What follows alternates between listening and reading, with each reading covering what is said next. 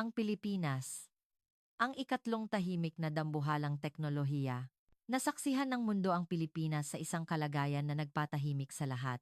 Ang isang simpleng ulat ay nagbago sa buong estratehikong tanawin ng mundo. Ang Pilipinas, ang ikatlong pinakamalaking kapangyarihan sa teknolohiya sa mundo. Ang balitang iyon ay nagdulot ng pagdududa. Ngunit hindi ito fake news o simpleng chismis. Paano kung ang bansang isinasaalang-alang lamang na pinagmumulan ng OFW at tourism ay ang aninong may hawak sa leeg ng mga kanluraning bansa? Ang kakaibang pagtalon ng ratings sa isang live broadcast ng BBC mula 400 tungo sa 1.2 milyon, iyon ang makasaysayang sandali kung kailan gumuho ang pagtingin sa sarili ng kanluran at hinarap ng mundo ang isang bagong katotohanan. Isang nakakagulat na kuwento kung paanong ang bansang bumangon mula sa abo 80 taon na ang nakalipas ay biglang kumontrol sa puso ng mundo. Dadalhin namin kayo sa pinangyarihan ng shockwave na nagpabaliktad sa mga eksperto. BBC Live Broadcast, ang Pilipinas, No. 3. Nagulantang ang mundo. Bakit? Sa isang live broadcast studio ng BBC sa Europa, nag-uusap ang mga eksperto. Ang Pilipinas, mas mataas pa sa Alemanya. Imposible. Sa sandaling iyon, naglabas ng ulat ang isang estratehista. Ang HBM High Bandwidth Memory sa mundo, 90% ay Pilipino. Ang puso ng GPU ng NVIDIA, made in the Philippines. Ang AI sensor na kasama sa mga gamit pandepensa ng Europa, lahat galing sa Pilipinas. Ang rating ay sumabog mula 400,000 tumalon sa 1.2 milyon. Ano nga ba ang nangyari sa BBC noon? Paano kinontrol ng bansang lumaban gamit ang itak 80 taon na ang nakalipas ang puso ng AI age? Sabay-sabay nating tunghayan ang nakakabiglang katotohanan. Bago iyon, ang isang like mo ay malaking tulong sa aming content creation. Ako si Lucas. Isang estratehista sa seguridad militar mula sa Alemanya. Ang opisina ko ay malapit sa punong tanggapan ng NATO sa Brussels. At nagbibigay ako ng konsultasyon sa iba't ibang gobyerno at industriya ng depensa sa Europa. Karaniwan kong ginagawa ang pag-aanalisa sa karera ng armas at bagong sistema ng digmaan ng Amerika, Sina, at Rusya. Sa totoo lang, akala ko, alam ko na ang buong estratehikong mapa ng mundo. Ngunit, noong isang Huwebes ng hapon, Marso 2025, gumuho ang lahat ng aking paniniwala. Pagbalik ko mula sa pulong ng NATO, may isang report na dumating sa mailbox ko. Mula ito sa isang research team sa isang global think tank sa Switzerland. Ang titulo, Global Technology Superpower Ranking 2025. Sa simula, tiningnan ko lang ng mabilisan. Sigurado ako na ang nilalaman ay karaniwan lang. No. One America? No. Two Sina? No. Three siguro Britanya o Alemanya. Ganoon naman palagi. Ngunit nang makita ko ang chart sa unang pahina, muntik ko nang matapon ang kape ko. No. One America? No. Two Sina? At sa upuan ng no. Three, isang hindi inaasahang pangalan, Pilipinas. Tiningnan ko ang monitor ng 2 o 3 beses. Akala ko, mali. Akala ko, editing error. Ngunit nang buksan ko ang nilalaman ng ulat, mas marami pang nakakagulat na detalye ang lumabas. HBM World Share, 95% total, 90% ang Pilipinas. AI Server Semiconductor Packaging Technology, no. One sa mundo, ang tanging bansa na may kakayahang mass production ng 2 nanometer process, Amerika, Taiwan, at Pilipinas lang. AI Communication Integration Technology na ginagamit sa sistema ng depensa ng maraming bansa ng NATO. Tulala akong nakatingin sa screen. Hindi ba ang Pilipinas ay ang bansa lang ng mga K-drama, tourist spot at Jollibee? 3 tech superpower ito. Sumilip ang Pranses kong kasamahan, si Jack, sa monitor ko at tumawa. Pilipinas number 3. Parang biro. Dahil lang sa gumagawa sila ng kaunting chip at may mga programmer sila, hindi na iyan tech superpower. Mas mataas pa sa Alemanya. Kalokohan. Sa totoo lang, iyon din ang naisip ko, ngunit may bumagabag sa akin. Ang ulat ay ginawa ng mga elite na nagtapos sa MIT at Oxford. Hindi sila magloloko. Ng 5 p.m. Nang hapong iyon, tumawag ang International Department ng BBC. Tinanong nila kung nakita ko ang ulat. Sabi nila, nagiging mainit na usapin ang Pilipinas sa No. 3. At nagpaplano sila ng isang live debate. Tinanong nila kung maaari akong maging expert ng NATO. Nag-atubili ako. Tinanong ko kung live ba talaga. At ano ang eksaktong tema. Sumagot ang producer. Ang tema ay simple, World Technology Hegemony. Bakit NOAA 3 ang Pilipinas? Iyon ang tanong na gustong malaman ng mga manonood sa Europa. Hiningi niya na ipaliwanag ko ang implikasyon ng ranking na ito mula sa pananaw ng seguridad militar. Sa totoo lang, naguluhan ako. Ano ba ang alam ko sa Pilipinas? Na gumagawa sila ng semiconductor at sikat ang Filipino culture sa Netflix. Hindi ako expert sa teknolohiya ng Pilipinas. Sinabi ko iyon, tumawa ang producer. Iyon ang maganda, Lucas. Karamihan sa mga manonood sa Europa ay ganoon din, hindi sila makapaniwala na no, 3 ang Pilipinas. Kung ikaw, isang expert ng NATO, ang magve-verify nito ng objetibo, maniniwala ang mga manonood. Pagkatapos, may idinagdag siya, sa totoo lang, kung hindi magre-rate ang programang ito, baka makansela ang project. Kailangan naming makipagkumpetensya sa highlights ng Premier League. Ang mga salitang iyon ay bumagabag sa akin. Ang BBC ay nagte-take ng risk sa isang bansang hindi pamilyar tulad ng Pilipinas. Nag-isip ako ng kaunti at pumayag. Ngunit may kondisyon. Bigyan niyo ako ng oras para i-verify ang data mismo bago mag-broadcast. Hindi ako makapagsasalita ng walang batayan sa live. Sumagot ang producer ng oo naman. Nangako siyang ipadala ang data kinabukasan ng umaga. Pagkatapos ng tawag, binuksan ko ulit ang ulat. Sa pagkakataong ito, binasa ko ng maigi.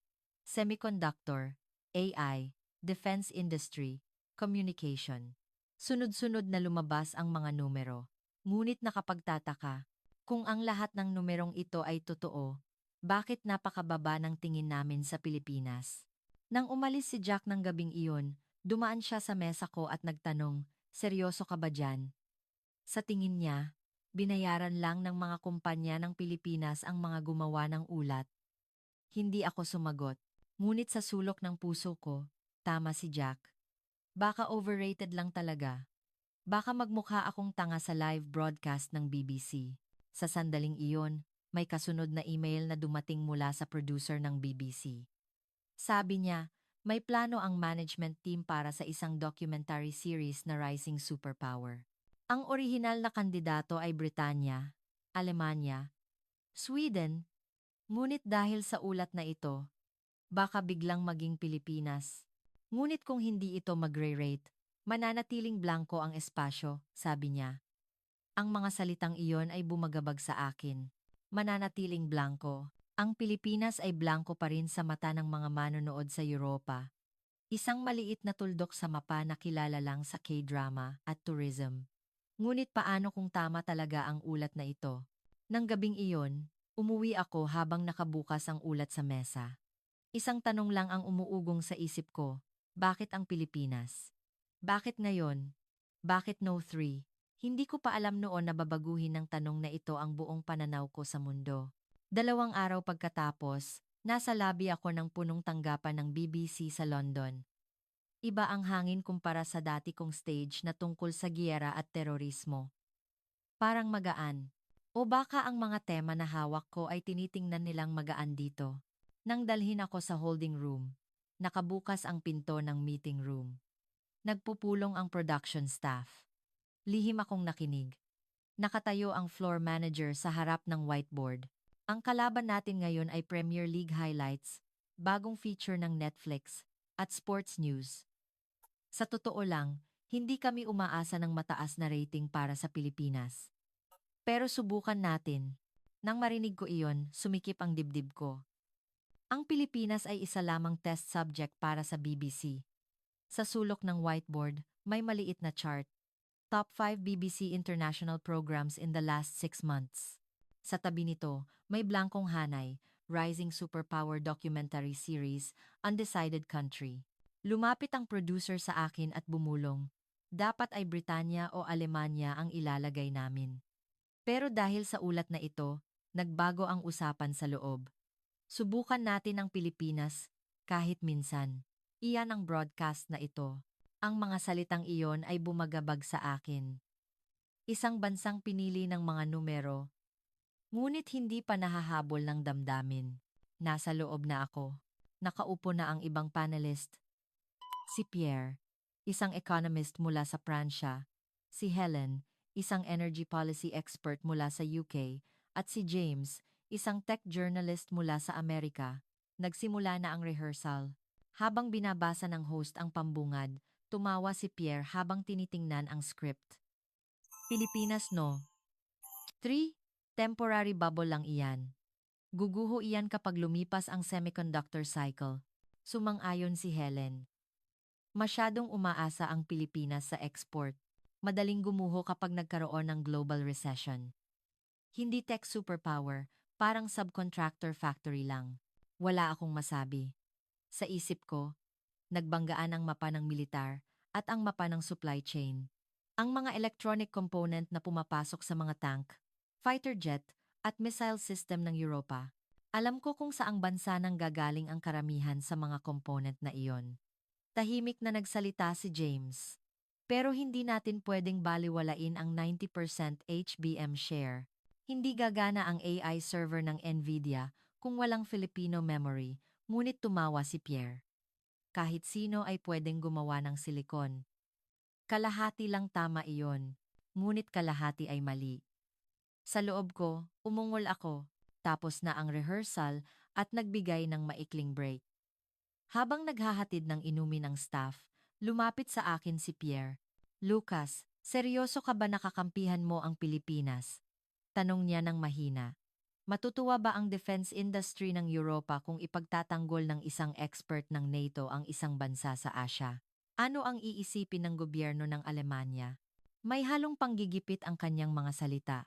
Natahimik ako. Sa totoo lang, hindi siya ganap na mali. Ang posisyon ko sa Brussels ay nakasalalay sa pagpapanatili ng Eurocentric view. Sumabat si Helen.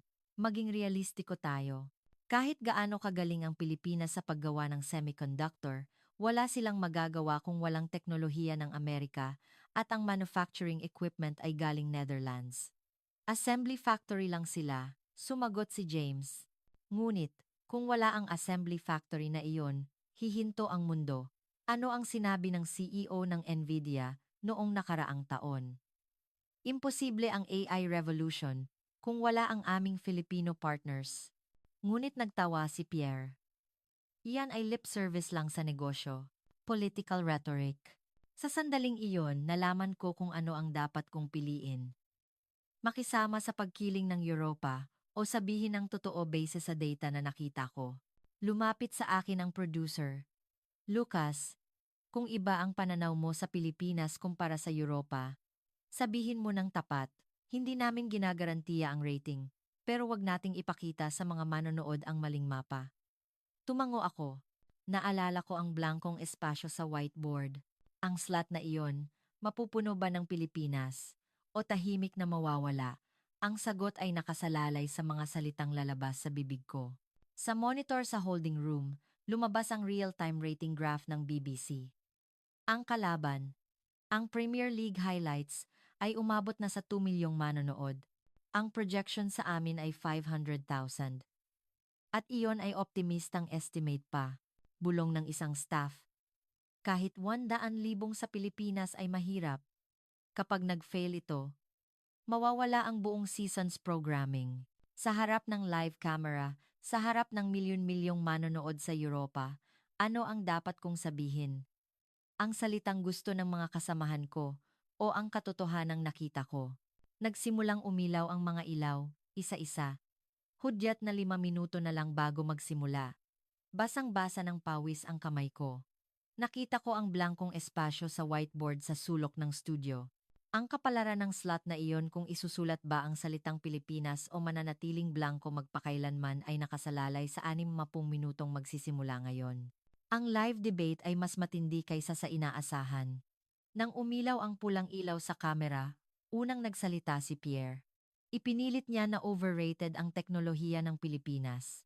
Ang semiconductor ay pansamantalang penomenon at ang tunay na inobasyon ay nagmumula pa rin sa kanluran. Ang mga komento ng manonood ay umapaw sa pagsang-ayon sa kanya. Tama. Ang Pilipinas ay magaling lang sa pag-assemble.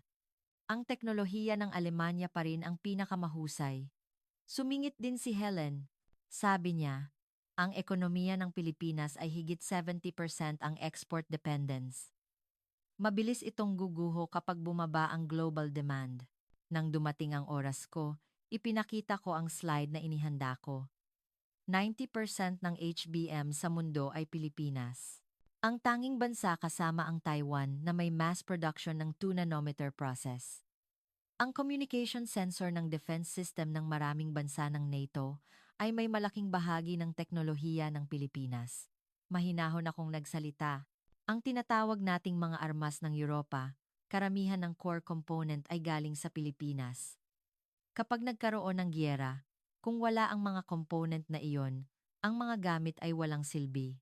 Idinagdag ko, ang self-propelled howitzer na binili ng Poland, ang bagong tank na tinutukoy ng Norway, ang mga armas na ito ay hindi lang simpleng bakal, may sistema ito na may AI at sensor na integrated. Nanigas ang mukha ni Pierre. Sumimangot si Helen. Ngunit tumango si James. Nagsimulang magbago ang mood sa comment section. Nang matapos ang broadcast, lumapit sa akin ang producer. Lucas, kailangan nating pumunta sa Pilipinas ng personal. Seryoso niyang sinabi. Hindi sapat ang debate na ito. Kailangan nating makita ang site para makagawa ng documentary. Hindi masama ang rating. Ang mga komento ay hati. Ito ay isang chance. Isang linggo pagkatapos, lumilipad ako sa itaas ng Maynila. Maraming beses na akong umikot sa mundo bilang military strategist, ngunit ito ang una ko sa Pilipinas. Ang Maynila na nakita ko mula sa bintana ay iba sa inaasahan. Sa gitna ng siksik na matataas na gusali, nakikita ang mga bundok at ilog. Iba ang density kumpara sa mga syudad sa Europa. Pagbaba ko sa airport, sinalubong ako ng kontak mula sa Department of Defense Equipment ng Pilipinas. Isang bata at magaling mag-Ingles na babae ang nagpaliwanag ng schedule. Ang unang schedule ay bisitahin ang mga kumpanya at research institute ng depensa. Sa totoo lang, inakala kong pupunta kami para tingnan ang mga tank o missile. Ngunit ang una nilang ipinakita sa akin ay hindi armored car o fighter jet. Ito ay isang AI-integrated battle management center na nasa ilalim ng lupa. Nang bumukas ang pinto, muntik na akong mapahinto sa paghinga. Dose-dose ng large screen ang nakadikit sa pader. Ang kapuluan ng Pilipinas at ang nakapalibot na karagatan ay lumilitaw sa real-time 3D. Sa ibabaw, ito ay radar at satellite information, ngunit sa ilalim, may napakalaking data ang dumadaloy. Nagsimulang magpaliwanag ang Pilipinong engineer. Ang server at memory sa bawat screen ay puro Pilipino. HBM, logic chip, packaging ang utak at puso ng war simulation ay dito lahat nagmumula. Pumindot siya ng ilang beses sa keyboard at lumabas ang isang virtual scenario sa screen. Enemy missile launch, AI detection, automatic interception system deployment, calculation of minimum damage path. Ang buong proseso ay natapos sa loob ng 0.3 segundo. Tulala akong nakatingin sa screen. Ang sistemang hinawakan ko sa NATO ay mas mabagal kaysa rito. Ang pangalawang scene ay mas nakakagulat. Isang semiconductor test lab na konektado sa isang defense industry line malapit sa Clark. Ang mga chip na pumapasok sa self-propelled howitzer, guided missile, at radar system ay sumasailalim sa stress test. Nagpaliwanag ang researcher. Sine-verify namin kung gagana ng normal ang image recognition algorithm sa -40 degrees Celsius at kung mananatili ang communication sa extreme environment. Hindi lang kami gumagawa ng armas. Gumagawa kami ng sistema na nagkokonekta sa buong battlefield sa isang network. Doon ko lang naramdaman ang gap sa pagitan ng platform na hinawakan ko sa NATO at ng sistemang gumagana sa harap ko. Ang Pilipinas ay hindi lang nag-export ng tank at nagbebenta ng missile. Kinokontrol nila ang wika ng giyera mismo, na pinagsama ang AI, communication, semiconductor, at software.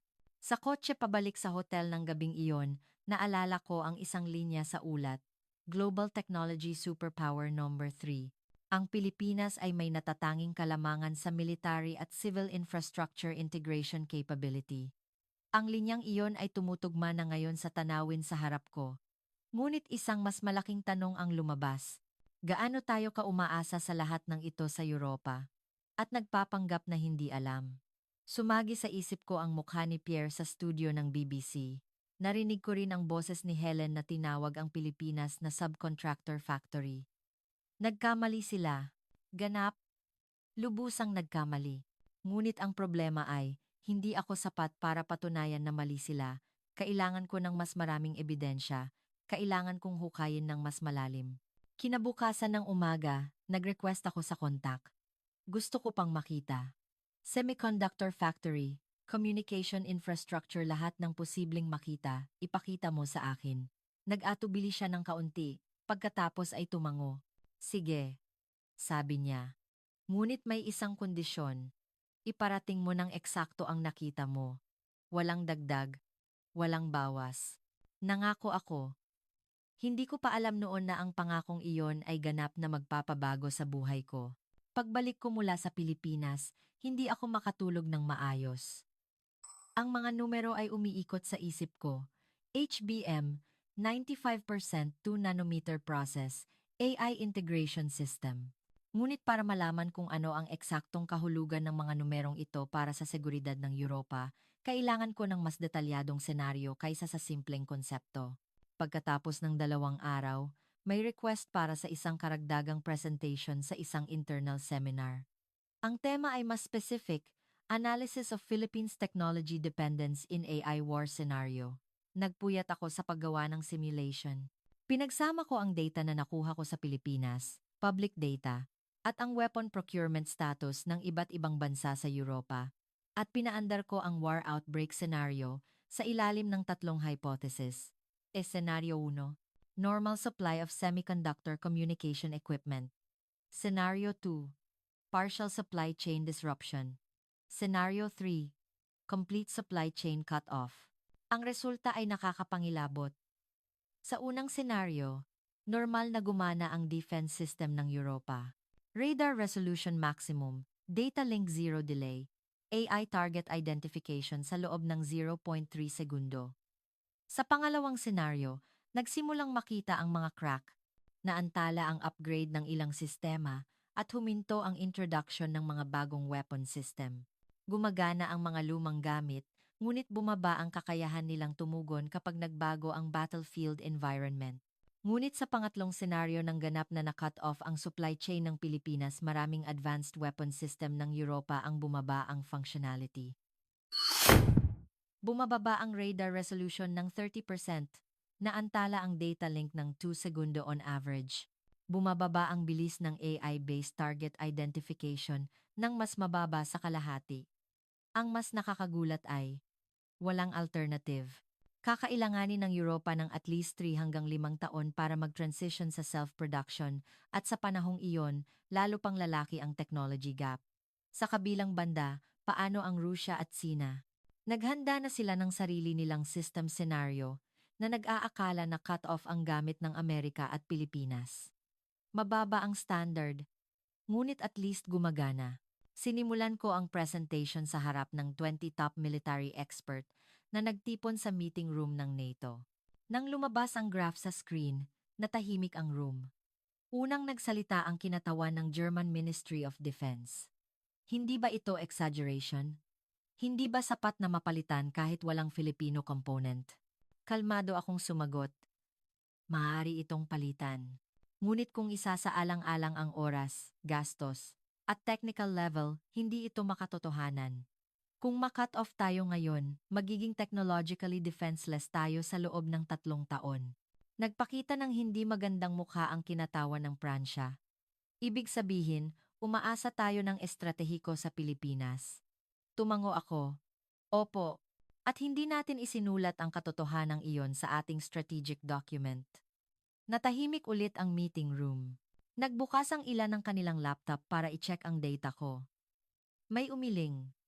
Ngunit walang makasalungat sa aking conclusion ng harapan. Nagtataas ng kamay ang kinatawan ng Poland. Paano ang self-propelled howitzer at tank na binili namin? Tanong niya. Maaapektuhan din ba sila kung na-cut off ang supply chain ng Pilipinas? Sumagot ako. Gumagana ang mga armas mismo, ngunit ang software update, sensor replacement, at communication module maintenance ay umaasa sa teknolohiya ng Pilipinas. Magiging mahirap ang response kapag nagbago ang battlefield environment. Sumabat ang kinatawan ng Norway. Kung ganoon, wala kaming pagpipilian. Tanong niya nang may halong galit. Nag-atubili ako ng kaunti at sinagot ko ng tapat. Pangmatagalan, wala. Ang pagpili ay pag-unlad ng sarili nating kakayahan sa Europa o pagpapalakas ng strategic partnership sa Pilipinas. Nang matapos ang presentation, lumapit sa akin ang kinatawan ng UK. Lucas, ipinadala mo rin ba ang data na ito sa BBC? Nag-ingat siya sa pagtatanong. Sumagot ako na hindi pa, ngunit balak kong ipadala. Nag-atubili siya at sinabi, mag-ingat ka.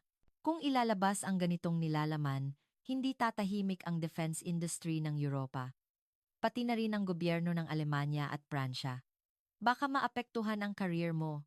Sumagot ako, alam ko. Ngunit mas mapanganib ang pagtatago sa katotohanan. Kapag nagkaroon ng giyera at hindi tayo handa, huli na para magsisi. Tinapik niya ang balikat ko at umalis. Habang naglalakad sa hallway, inisip ko ulit kung tama ba ang pinili ko. Ang relasyon ko sa mga kasamahan sa Europa, ang posisyon ko sa Brussels, ang career ko sa hinaharap. Dapat ko bang isugal ang lahat ng ito? Ngunit sumagi sa isip ko ang tanawin na nakita ko sa Pilipinas. Ang AI system na gumagana sa loob ng 0.3 segundo. Ang algorithm na gumagana kahit sa pata-patagras, Celsius. Ang mga teknolohiyang nagpapabago sa wika ng giyera. Kung hindi ko sasabihin ang katotohanan, ano ang silbi ko bilang expert ng NATO? Pagkatapos ng 3 araw, may email na dumating mula sa producer ng BBC. Hindi inaasahan ang lakas ng reaksyon sa Pilipinas segment sa internal screening. Nagpa siya ang management na simulan ang unang episode ng Rising Superpower documentary sa Pilipinas. Ngunit may babalaring idinagdag. Kung hindi ito magre-rate, mabilis na ikakansela ang line na ito. Matatanggap mo ba iyon? Ngumiti ako habang binabasa ang email. Sumagi sa isip ko ang whiteboard na nakita ko sa chapter 2. Ang blankong slot. Ngayon, oras na para mapunan ito ng Pilipinas. Sumagot ako ng reply. Tanggap ko, at nagbigay ako ng isang kondisyon. Gusto ko na isama ang resulta ng simulation na ginawa ko sa documentary. Hindi lang numero. Kailangan makita ng mga manonood sa Europa ang katotohanan. Masayang pumayag ang producer. At idinagdag niya ang huling pangungusap. Lucas, alam namin kung ano ang isinusugal mo sa project na ito. Ganoon din kami. Ang documentary na ito ay maaaring magbago sa security paradigm ng Europa. Pinatay ko ang screen at tumingin sa labas ng bintana. Ang kalangitan ng taglamig sa Brussels ay kulay abo pa rin. Ngunit ang mapa sa isip ko ay nagbago na. Ang ikatlong axis na tahimik na nakatayo sa pagitan ng Amerika at Sina. Nakasalalay na sa pagpili ng mga manonood kung paano gagamitin ng Europa ang axis na iyon. Nang bumalik ako sa Pilipinas para sa paggawa ng documentary, pinili ng production team ang isang hindi inaasahang lokasyon para sa unang shoot. Hindi fighter jet factory, hindi semiconductor research center, hindi rin military base. Isang lumang war museum ito sa Intramuros, Maynila. Nagtaka ako. Bakit war museum para sa technology documentary? Tanong ko. Sumagot ang producer. Gusto naming ipakita ang pinagmulan ng teknolohiya ng Pilipinas. Bago ang mga numero, kailangan naming ipakita kung bakit ginawa ng mga tao ang teknolohiyang ito. Malamig ang hangin ng taglamig. Sa labas ng museo, may mga lumang tank at kanyon. Mga kagamitan na ginamit sa malaking giyera, 80 taon na ang nakalipas. Ipinakilala ng direktor ang isang tao, si Pedro Reyes, nasa early 60s, isang semiconductor engineer noong bata pa siya. Nagsimula ang kamera, ikinabit ang mic, at dahan-dahan kaming naglakad. Tiningnan niya ang bawat armas na nakadisplay. At nagsalita, ang tatay ko ay sumali sa giyera. At taon na ang nakalipas. Drafted sa edad na 20. Ipinadala sa frontline ng walang sapat na training. May mga unit na lumaban gamit lang ang itak dahil kulang sa baril. May mga araw na naubusan ng bala, kailangan nilang lumaban ng walang armas. Hinaplos ni Ginoong Reyes ang pader ng museo. Kahit matapos ang giyera, nakita ng tatay ko ang cost ng hindi handang giyera. Nakita niya ang mga kasama niyang bumabagsak sa harap niya at wala siyang first aid equipment para iligtas sila. Ang mga araw na kailangan nilang sumugod ng hindi alam kung nasaan ang kalaban dahil walang communication equipment. Sabi niya palagi, ang giyera ay hindi lang nananalo sa tapang. Nanalo ito sa teknolohiya at paghahanda. Kaya nang pumasok ako sa engineering school, siya ang pinakamasaya. Kaya pinili kong gumawa ng chip sa halip na baril, tahimik niyang sinabi, para hindi mamatay ang henerasyon ng mga anak namin dahil sa kakulangan ng armas at impormasyon. Iyan ang dahilan kung bakit nagtrabaho ako sa semiconductor line sa loob ng 40 taon. Nang marinig ko iyon, nanikip ang dibdib ko. Sa Europa, ang teknolohiya ay tiningnan lang bilang kasangkapan sa paglago ng ekonomiya, GDP, export amount, company value. Ngunit dito, iba. Ang teknolohiya ay ang wika ng survival. Ang kumpanya niya ngayon ay gumagawa ng HBM. Ang HBM na iyon ay ang puso ng AI server at defense system ng mundo. Ito ay nasa GPU ng NVIDIA, sa AI Battle Management Center ng Pilipinas, at sa weapon system na binili ng mga bansa ng NATO. Isang bansa na ang alaala ng giyera ay nakababad sa semiconductor.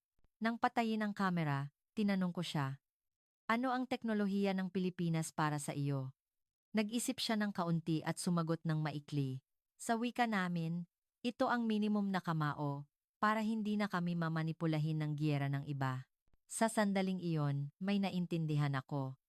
Noong nilait ni Pierre ang Pilipinas sa studio ng BBC, nagduda rin ako. Totoo bang tech superpower ang Pilipinas? Baka ang mga electronics company lang nila ang gumaling. Ngunit mali ako. Ang teknolohiya ng Pilipinas ay hindi lang para kumita.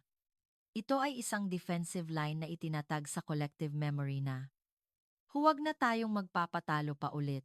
80 taon na ang nakalipas, ang bansang lumaban gamit ang itak ay gumagawa na ngayon ng pinaka-advanced na chip sa mundo. Nang matapos ang shoot, naghapunan kami kasama ang production team.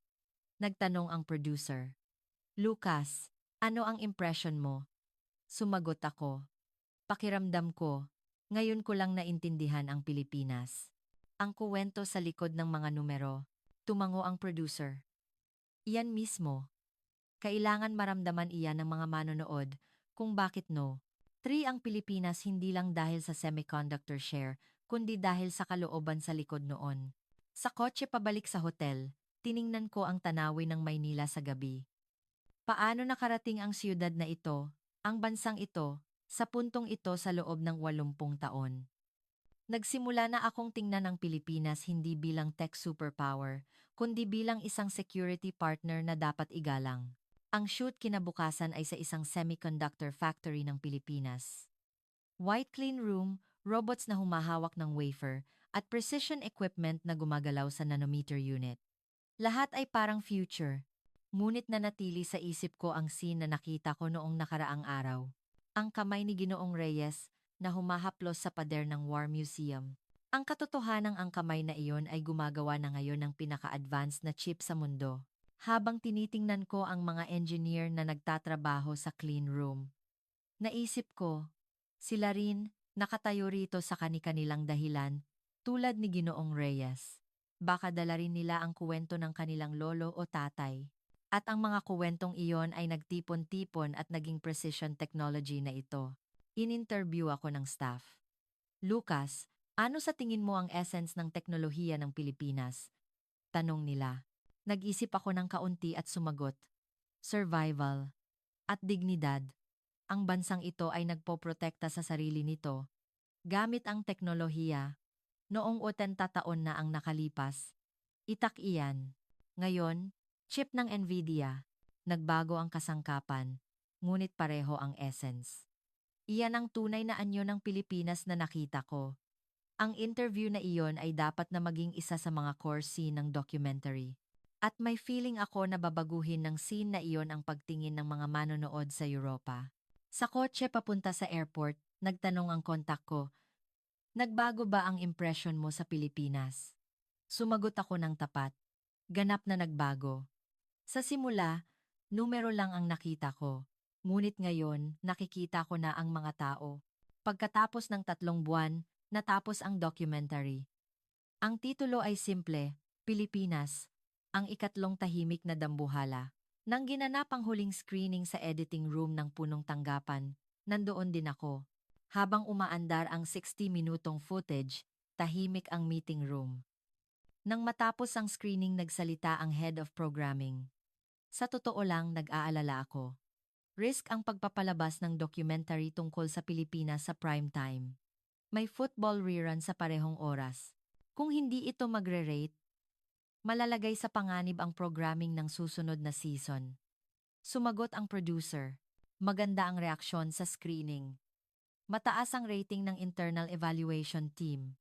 Umiling ang head of programming. Iba ang live evaluation at actual rating, lalo na sa isang tema na hindi pamilyar sa publiko tulad ng Pilipinas. Nang marinig ko iyon, sumikip ang dibdib ko.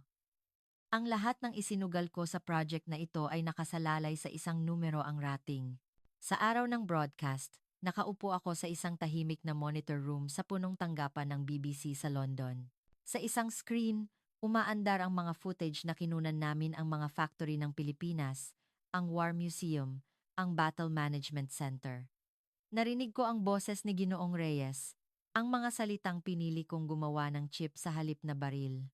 Sa kabilang screen, nakita ko ang real-time rating graph. 8p. Mem. Nagsimula ang broadcast.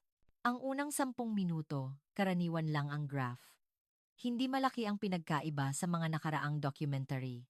Ang bilang ng manonood ay huminto sa linya ng 400,000. Tense ang mukha ng production staff habang nakatingin sa graph.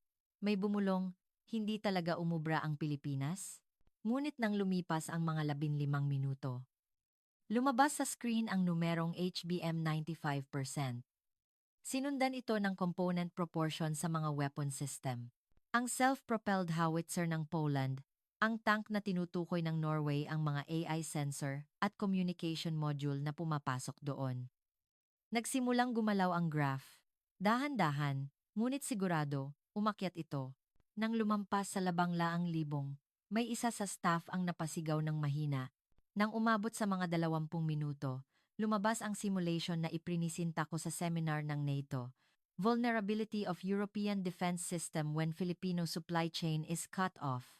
30% reduction in radar resolution. 2-second delay in data link. Sumabog ang comment section ng manonood. Totoo ba ito? Ganyan pala tayo kaumaasa. Bakit walang nagsabi? Nang umabot sa mga 30 minuto, lumabas ang interview ni Ginoong Reyes. Ang scene ng pagkuwento tungkol sa kanyang tatay sa harap ng War Museum. Ang kuwento ng bansang lumaban gamit ang itak at gumagawa na ngayon ng chip ng Nvidia. Mabilis na tumalon ang graph. B si Satak, Q si Satak, Seit Seman Satak. Ang bilang ng manonood ay dumami ng real time. Umapaw ang reaksyon sa social media feeds. Nagsimulang mag-post ang mga manonood ng UK sa Twitter. Hindi ko alam na ganoon pala karami ang Filipino technology sa defense system namin. Akala ko, Amerika-China lang ang naglalaban. Pero ang infrastructure pala ay sinusuportahan ng Pilipinas. Isang bansang tahimik pero nakakatakot ang katapatan. Umiyak ako sa interview ni Engineer Reyes. Ngayon ko lang naintindihan na ang teknolohiya ay hindi lang negosyo, kundi survival. Nag-ingay ang monitor room. Nagsimulang magtinginan ang mga production staff. Narinig ko ang bulungan. Baka maging hit ito. Nang matapos ang broadcast, umabot sa 1.2 milyong manonood ang bilang. No. One ito sa mga programang ipinalabas sa parehong oras. Natalo ang football rerun, at ang sikat na series. Umakyat sa monitor room ang head of programming. Ganap na nagbago ang mukha niya. Lucas, nakita mo ba? Tanong niya ng may kaba. No. 1 rating sa parehong oras. Highest record ever para sa BBC International Program. Tinapik ng producer ang balikat ko. Nagawa natin. Sinasabi ng mga manonood sa Europa. Parang ngayon lang namin nakita, nang tama ang mapa. Tiningnan ko ang madilim na Thames River sa labas ng bintana. At naalala ko ang whiteboard na nakita ko sa Chapter 2. Ang blankong slot. Ngayon, tiyak na nakasulat na ang salitang Pilipinas sa slot na iyon. Kinabukasan ng umaga, libu-libong komento ang nakadikit sa website ng BBC. Isang manonood ang sumulat. Akala ko, ang Pilipinas ay bansa lang ng OFW at K-drama, pero isa pala itong core partner ng aming seguridad. Bakit hindi ito itinuro sa amin sa paaralan? Iba pang manonood ang nag-iwan ng komento. Umiyak ako sa interview ni Engineer Reyes. Ngayon ko lang naintindihan na ang teknolohiya ay hindi lang pera, kundi survival. Kailangan din ng UK ng ganoong attitude. Ngunit, may iba ring uri ng mensahe ang dumating sa mailbox ko. Email mula sa isang German defense industry lobbyist. Reklamo na minamaliit ko ang sariling teknolohiya ng Europa. May mga nag-insist na exaggerated ang Philippines' dependence. Contact mula sa isang opisyal ng French Ministry of Defense. Ang pagtatanong kung ang paghawak ng sensitibong security information sa isang public broadcast ay tama. Inasahan ko ang reaksyon na ito.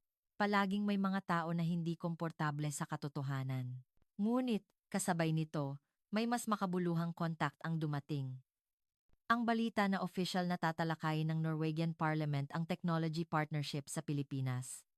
Humingi ng karagdagang konsultasyon ang isang think tank ng UK Ministry of Defense sa akin.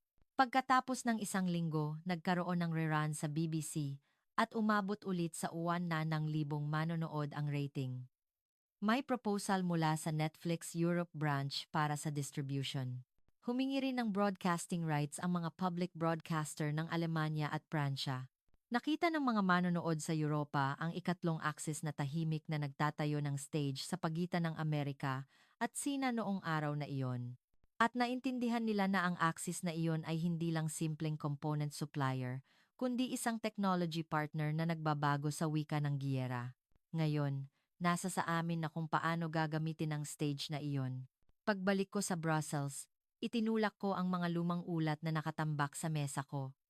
Nagbukas ako ng bagong document at isinulat ang titulo, AI War Era, Europa's Hidden Alley, the Philippines.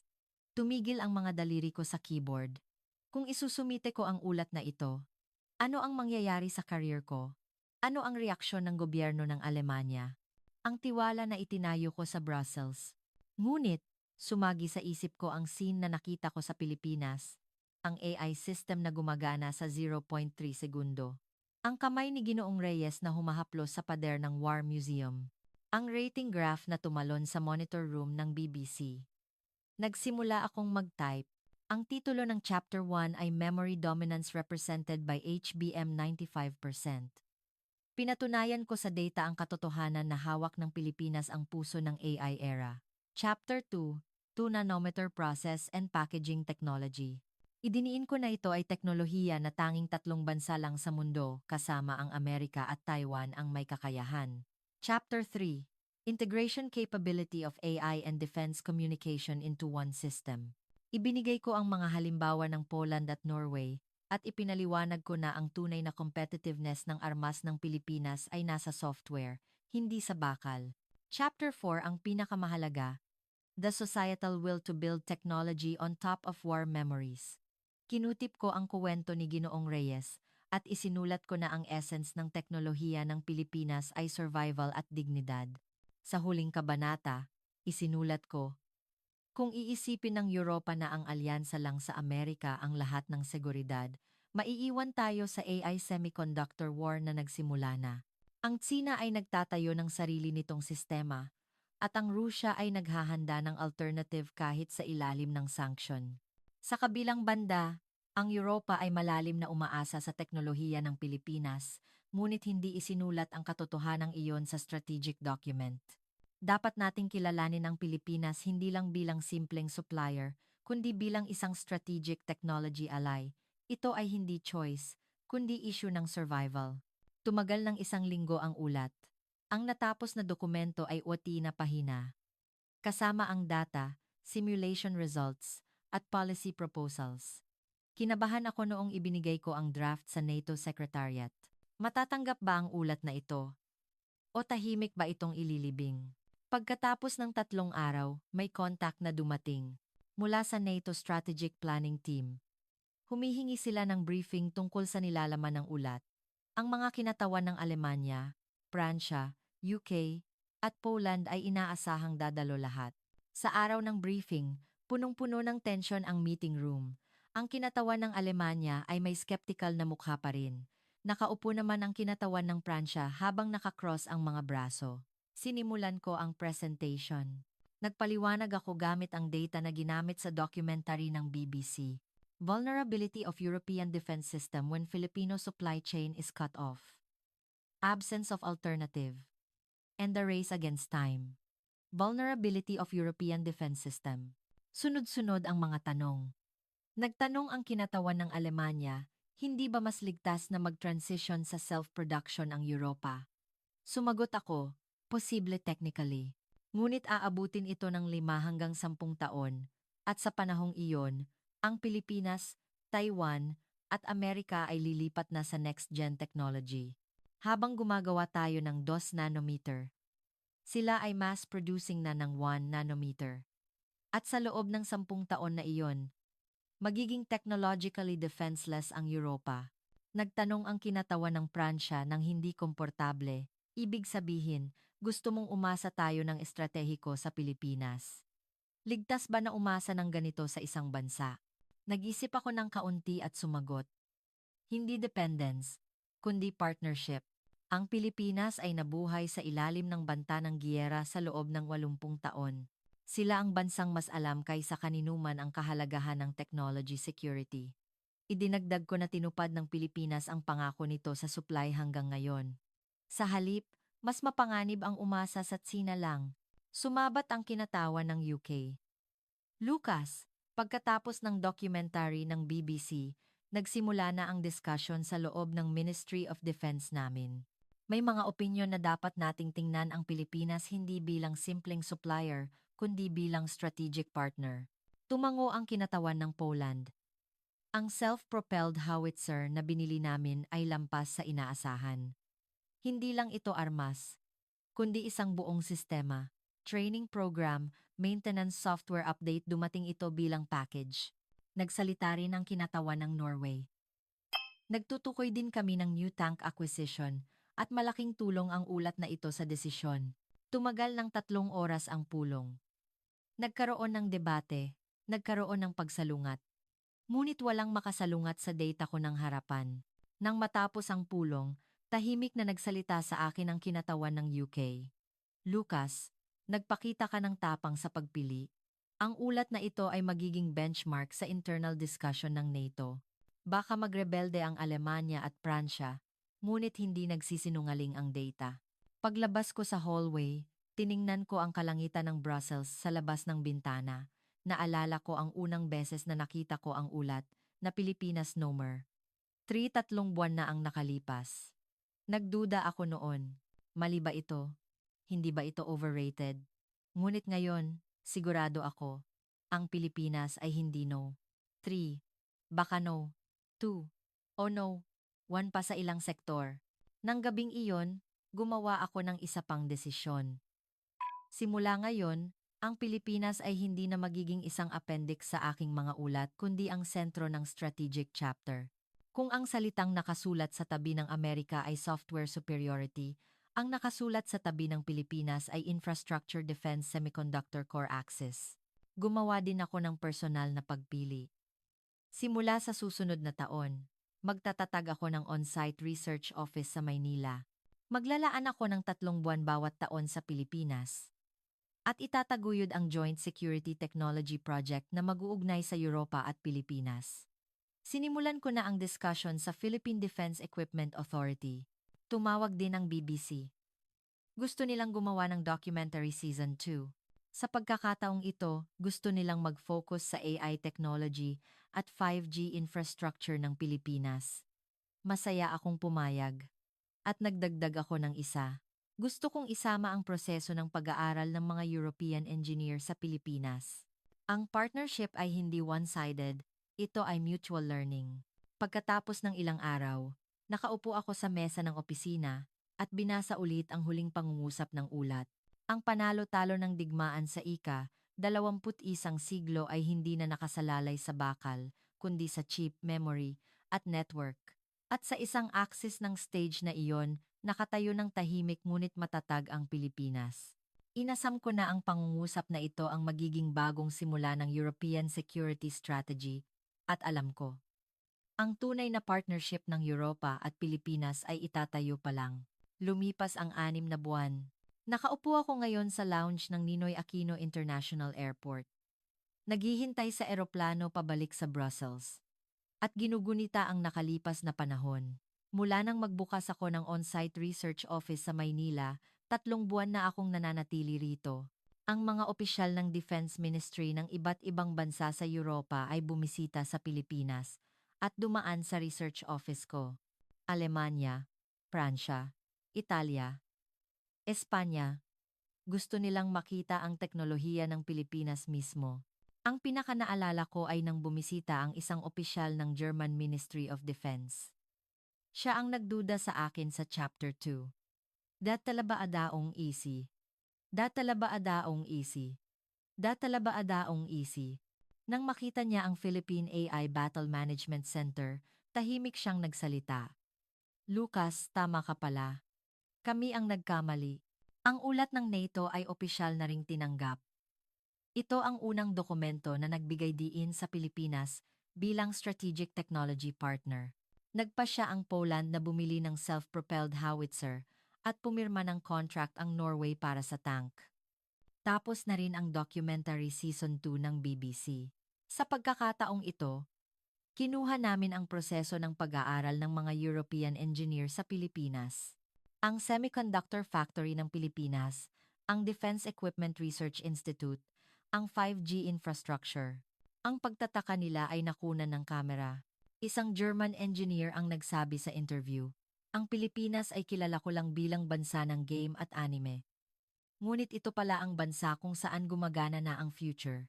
Ganoon din ako sa simula. Nang makita ko ang ulat na Pilipinas No, 3 buwan na ang nakalipas, tumawa ako. Ngayon, nahihiya ako kapag naaalala ko iyon. Nagring ang cellphone. Si Engineer Pedro Reyes. Nag-set kami ng dinner appointment ngayon. Gusto niyang makita ako ulit bago ako umalis. Nang makita ko siya sa restaurant, nagtanong siya, Lucas, paano na ang tingin ng mga taga-Europa sa Pilipinas ngayon? Sumagot ako ng tapat. Nagbabago. Dahan-dahan ngunit sigurado. Pagkatapos ng documentary ng BBC, hindi na blanko ang Pilipinas. Ngumiti siya. Blanko? Ano ang ibig mong sabihin? Ikinuwento ko sa kanya ang whiteboard na nakita ko sa Chapter 2. Ang blankong slot sa unang kandidato ng Rising Superpower Documentary Series. Na nag-isip sila sa pagitan ng UK, Alemanya, Sweden at sa huli, Pilipinas ang napili. Tumango si Ginoong Reyes. Blanko kami palagi, tahimik niyang sinabi. Sa mapa ng mundo. Sa pagtingin ng mga tao, kaya kailangan naming magsikap ng mas todo. Kung hindi ka nakikita, parang wala ka. Nang marinig ko ang mga salitang iyon, may naintindihan ako. Ang dahilan kung bakit nag-focus ang Pilipinas sa teknolohiya ay hindi lang para sa paglago ng ekonomiya. Ito ay para maging visible, para patunayan ang existence. Para hindi na balewalain pa ulit. Sa kotse papunta sa airport, tiningnan ko ang tanawin ng Maynila sa gabi. Ang kumikinang na mga ilaw, ang tulay na tumatawid sa ilog, ang siyudad na hindi humihinto. Ati matutaon na ang nakalipas, ito ang bansang kailangang lumaban gamit ang itak. Ngunit ngayon, ito ang bansang gumagawa ng chip ng Nvidia, nag-export ng AI Battle Management System, at gumagawa ng 90% ng HBM sa mundo.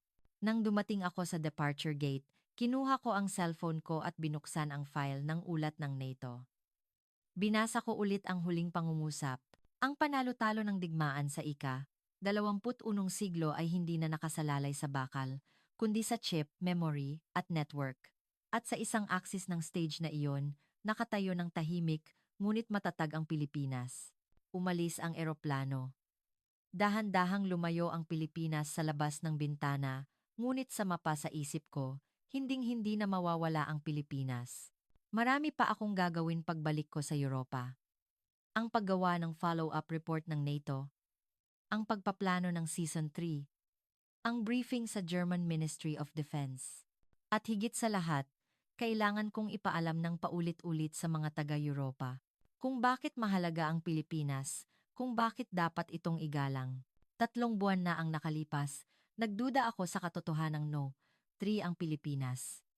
Ngayon, sigurado ako, ang Pilipinas ay isang bansang hindi masusukat ng numero sa ranking. Isang bansang gumawa ng teknolohiya sa will to survive at ginawang lakas ang alaala. At ipagpapatuloy ko ang pagkuwento sa kuwentong iyon.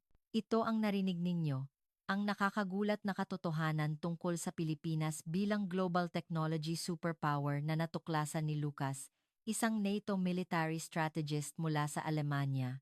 Ang No. 3 ranking ng Pilipinas na kinutya sa live debate ng BBC. Ngunit ang data 95% HBM share.